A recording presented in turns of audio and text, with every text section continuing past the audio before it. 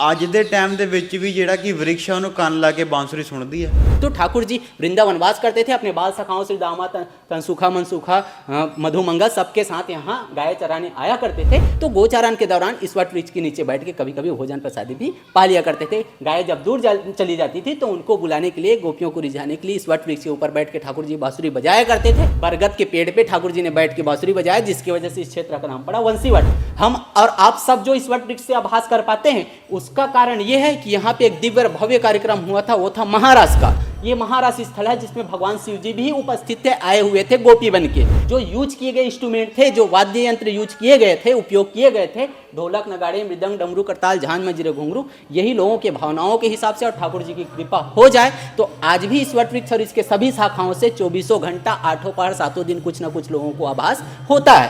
ਰਾਧੇ ਰਾਧੇ ਜੀ, ਤੁਸੀਂ ਦੇਖ ਰਹੇ ਹੋ ਸਿਟੀ ਹੈਡਲਾਈਨਸ ਤੇ ਮੈਂ ਅੰਬਰਵੀਰ। ਤੇ ਹੁਣ ਤੁਹਾਨੂੰ ਅਸੀਂ ਵਰਿੰਦਾਵਨ ਦੇ ਵਿੱਚ ਇੱਕ ਹੋਰ ਮੰਦਿਰ ਦਿਖਾਵਾਂਗੇ ਜਿਹਦਾ ਨਾਮ ਹੈਗਾ ਵੰਸੀ ਵਟ। ਤੇ ਇੱਥੋਂ ਦੀ ਜਿਹੜੀ ਮਹਿਮਾ, ਇਹ ਵੰਸੀ ਵਟ ਜਿਹੜਾ ਵਟ ਨੂੰ ਬਰਗਦ ਦੇ ਪੇੜ ਨੂੰ ਕਿਹਾ ਜਾਂਦਾ। ਤੇ ਆਓ ਆਪਾਂ ਅੰਦਰ ਚੱਲਦੇ ਹਾਂ, ਪੰਡਤ ਜੀ ਨਾਲ ਕੁਝ ਗੱਲਾਂ ਬਾਤਾਂ ਕਰਾਂਗੇ, ਤੁਹਾਨੂੰ ਇਤਿਹਾਸ ਬਾਰੇ ਜਾਗਰੂਕ ਕਰਾਂਗੇ ਵੀ ਇੱਥੋਂ ਦਾ ਇਤਿਹਾਸ ਕੀ ਹੈ। ਤੇ ਨਾਲੇ ਕਿਹਾ ਜਾਂਦਾ ਕਿ ਜਿਹੜੀ ਜਗ੍ਹਾ ਇਹ ਗੁਪਤ ਸੀਗੀ, ਪੁੱਛਾਂਗੇ ਕਿਉਂ ਗੁਪਤ ਸੀਗੀ।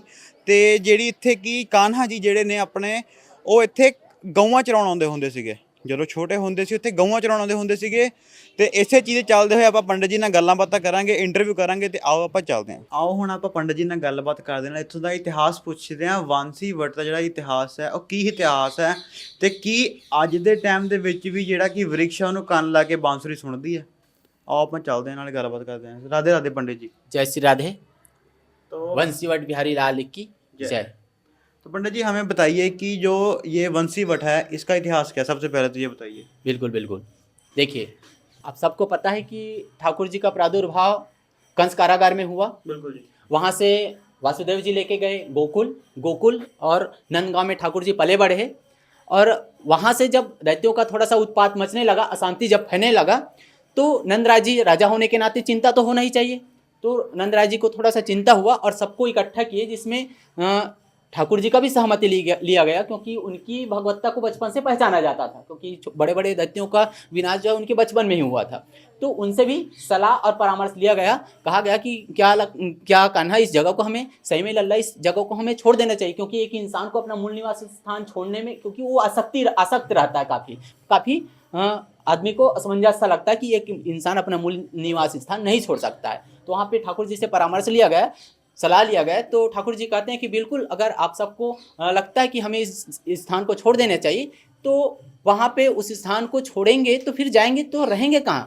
तो हम, ठाकुर जी का कहना है कि हम ऐसे जगह में रहेंगे जहाँ सुख शांति हो। और ऐसा कहाँ हो सकता है? सिर्फ वन में हो सकता है ना, वन में हो सकता है, अलोन, एकांत जगह में ही हो सकता है।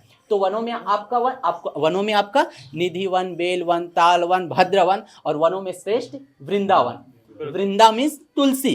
किसी संत ने वृंदावन को बड़ा अच्छा परिभाषित किया है।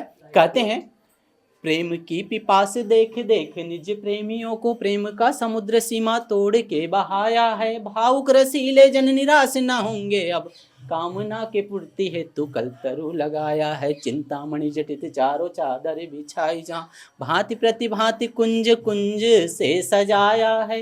भारत का भूषण तिलक तीनों लोकों का, भक्तों के वास हेतु एक वृंदावन बनाया है। बोलो वृंदावन बिहारी लाल की जय। तो ठाकुर जी वृंदावन वास करते थे। गोपियाँ जब शिकायतें करती हैं मैया यशोदा के पास कि आपका लल्ला जो है माखन मिश्री हमारा चोरी करते हैं, हम लोगों को तंग करते हैं, ऐसे करके, उनका एक भाव ही है गोपियों का, क्योंकि गोपियाँ कोई साधारण गोपियाँ थी नहीं, वो उच्च कोटि के महान तपस्वी थे। त्रेता युग के सभी महान उच्च कोटि के संत थे, है ना, जो प्रभु श्री रामचंद्र जी के सौंदर्य मुख को देख के मंत्रमुग्ध हुए थे, संग प्राप्ति की इच्छाएं लिए हुए थे। उनके इच्छाओं को पूर्ति करने के लिए ठाकुर जी ने द्वापर में दिव्य और भव्य कार्यक्रम रखा था, वो था महारास का। ये महारासी स्थल भी है। यहाँ पे अघासुर का वध, प्रलंबासुर का वध, दावा नलपान मनभोज महारास यहाँ की लीलाएं हैं।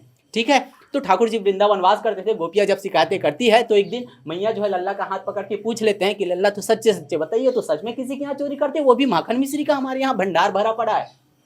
है ना। तो ठाकुर जी जैसे एक वकील अपना पक्ष रखता है ना, तो ठाकुर जी भी अपना पक्ष रखते हैं, एक्सप्लेन करते हैं अपने आप को। जैसे कि ठाकुर जी के अष्ट शाखाओं में से एक शाखा थे सूरदास जी, तो सूरदास जी के पद के हिसाब से ठाकुर जी अपना पक्ष रखते हैं। मैया के पास कहते हैं मैया आप तो सब कुछ जानती हो, कहते हैं मैया भोर भयो गैयन के पीछे मधुबन मोहे पठायो, चार पहर वंशीवट भटकियो, सांझ परे घर आयो, मैया मोरी मैं नहीं माखन खायो। गोपिया झूठ बोलती है और आप भोली भाली जो उनकी बातों पे आ जाते हो। मैया आप दिन भर का समय आप सुबह सुबह उठा के गायों के साथ हमें मधुबन की तरफ भेज देते हो, पहले पार लगते लगते हम वंशीवट पहुंच जाते हैं और पूरे दिन भर में 4 पार का ही टाइम होता है और पूरे 4 पार का समय हम वंशीवट में व्यतीत करते हैं। आदमी थके हारे आएगा तो भोजन प्रसादी पाके आराम करेगा, मैया रात को किसी के यहाँ चोरी करने जाएगा नहीं, वो भी माखन मिश्री का हमारे यहाँ भंडार भरा पड़ा है। सबरे गोपियां जो है झूठ बोलती है। तो मैया हंस के जवाब देती है कि सही बात है बेटा, हरिश्चंद्र का जन्म तो मेरे घर ही हुआ है, बाकी ब्रजवासी तो झूठे हैं। तो एक भाव है, मैया का प्रेम है, एक भाव है। तो ऐसे जब बात सुनते हैं तो लल्ला थोड़ा सा ऐसे करते हैं, बोलते हैं, आंसर देते हैं, प्यार से जवाब देते हैं। मैया को बोलते हैं मैया अगर आप भोली भाली हो, आप दूसरों की बातों पे बहुत जल्दी यकीन करते हो, आपको अपने लल्ला के ऊपर भरोसा नहीं, फिर मुझे इस घर में रहने से फायदा क्या है। ऐसे करो, ये आपका छड़ी, ये आपका बांसुरी, और मैं आपका घर, मैं अब यहाँ पे रह नहीं सकता, मैं आपका घर छोड़ के जा रहा हूँ। जिन 9 लाख गाय जिनको संभालने के लिए बोलो वो संभालता रहेगा। ऐसे जो ठाकुर जी के नखरे भी हैं, तो मैया जो है दौड़ के गले से लगा लेते हैं लल्ला को, बोलते हैं कि गोपियों की शिकायतों की वजह से लल्ला ऐसा बोलना पड़ता। कहने का मतलब मेरा तात्पर्य सिर्फ इतना है कि ठाकुर जी बाल अवस्था में पूरे दिन भर का समय वंशीवट में व्यतीत करते थे। ठाकुर जी ने पहली बार भी बांसुरी वंशीवट में ही धारण किया था। कहते हैं ना, वंशीवट तट निकट यमुना से आमने मुरलीधरी वंशी की धुन सुन लोक मोहे श्री कृष्ण राजत मधुपुरी, बोलते हैं वो यही की बातें हैं। तो ठाकुर जी वृंदावनवास करते थे, अपने बाल सखाओं से दामा तनसुखा मनसुखा मधुमंगा सबके साथ यहाँ गाय चराने आया करते थे। तो गोचारण के दौरान इस वट वृक्ष के नीचे बैठ के कभी कभी भोजन प्रसादी भी पा लिया करते थे। गाय जब दूर चली जाती थी तो उनको बुलाने के लिए, गोपियों को रिझाने के लिए इस वट वृक्ष के ऊपर बैठ के ठाकुर जी बांसुरी बजाया करते थे, जिसकी वजह से ही क्षेत्र का नाम पड़ा वंशीवट। वट मतलब बरगद, बरगद के पेड़ पे ठाकुर जी ने बैठ के बांसुरी बजाया, जिसकी वजह से इस क्षेत्र का नाम पड़ा वंशीवट। हम और आप सब जो इस वट वृक्ष से आभास कर पाते हैं, उसका कारण यह है कि यहाँ पे एक दिव्य भव्य कार्यक्रम हुआ था, वो था महारास का। ये महारास स्थल है जिसमें भगवान शिव जी भी उपस्थित थे, आए हुए थे गोपी बन के, ठीक वो यही जगह है, महारास स्थल है। तो महारास में जो यूज किए गए इंस्ट्रूमेंट थे, जो वाद्य यंत्र यूज किए गए थे, उपयोग किए गए थे, ढोलक नगाड़े मृदंग डमरू करताल झांझ मंजीरे घुंघरू, यही लोगों के भावनाओं के हिसाब से और ठाकुर जी की कृपा हो जाए तो आज भी इस वट वृक्ष और इसके सभी शाखाओं से 24 घंटा 8 पहर 7 दिन कुछ ना कुछ लोगों को आभास होता है। बहुत सारे लोगों को वाइब्रेशन जैसा फील हो सकता है, वाइब्रेट जैसा फील हो सकता है, कुछ लोगों को हार्ट बीट जैसा भी फील हो सकता है। कहने का मतलब क्या है कि एक पॉजिटिव ऊर्जा, एक एनर्जी यहाँ पे है जो लोगों को महसूस होता है ना। और ना भी हुए तो ये सब बात हम लोगों के लिए बहुत मायने रखता है कि भाई, क्योंकि मैं अपना पर्सनल आपको एक्सपीरियंस बता रहा हूं। मैं छत्तीसगढ़ का रहने वाला हूं। छत्तीसगढ़ में वैष्णव परिवार से ही बिलोंग करता हूं। परंपरा चले आ रहा था संन्यास का, हमारे दादाजी जी के जमाने से चलते आ रहा है।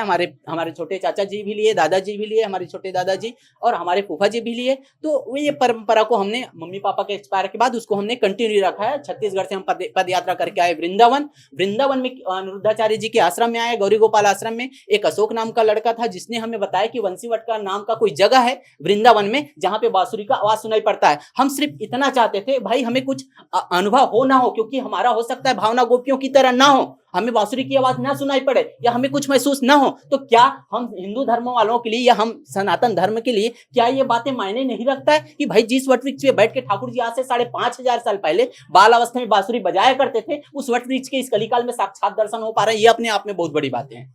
ये सोच के हम यहाँ पे आए थे। तो हमारा सपना भी यहीं से पूरा हुआ है संन्यास का। हमारे जो हमारा गुरुदेव भगवान जिनको हम मानते हैं, वंशीवट पीठाधीश्वर महामंडलेश्वर श्री श्री 1008 श्री जयराम दास जी महान और ठाकुर जी की असीम कृपा की वजह से हम आप सबके सामने है ना। तो प्रमाण भी बहुत सारे जगह पे हैं। ऐसे ही छत्तीसगढ़ में एक जगह है जहाँ पे माता सबरी ने मर्यादा पुरुषोत्तम श्री रामचंद्र जी को जब बेर खिलाए थे, जिस वट वृक्ष के पत्ते से दोने बना के, आज भी वो वट वृक्ष वहाँ मौजूद है शिवरी नारायण आश्रम में, जिनको सबरी आश्रम के नाम से जाना जाता है। आगे रायगढ़ चल के जाके देखोगे तो पहाड़ में प्रभु श्री रामचंद्र जी ने माता जानकी को प्यास जब लगी थी वनवास के दौरान, तो उनको पानी पिलाने के लिए पहाड़ों के ऊपर बांध चलाए थे। उस जिनको राम झरना के नाम से जाना जाता है, उस एक बांध से आज भी इतना पानी आता है कि जिंदल स्टील प्लांट जो है उस बांध के पानी से चल पाता है। तो इस कलिकाल में भी बहुत सारे साक्षात प्रमाण हैं, है ना। और ये सारे बातों पे तर्क वितर्क करने का ये विषय बिल्कुल भी नहीं होता है। बहुत सारे लोगों का मानना होता है क्या वृंदावन से ठाकुर जी उतने दूर से गाय चराने यहाँ पे आते थे? बहुत सारे लोगों का क्वेश्चन आता है। तो मैं उनके लिए एक ही चीज बोलना चाहूंगा, भाई भगवान की भगवत्ता पे उनके भगवत्ता के विषय पे बातें करना एक बहुत ही नलगर बातें हो जाता है। क्यों? क्योंकि भाई जो 7 साल की उम्र में 7 कोस के गोवर्धन पर्वत को 7 दिनों तक कनिष्ठ उंगली के नाखून पे धारण करके गिरधारी बन सकते हैं, उनके लिए क्या इम्पॉसिबल हो सकता है, क्या असंभव हो सकता है, ये अपने आप में बहुत मायने रखता है।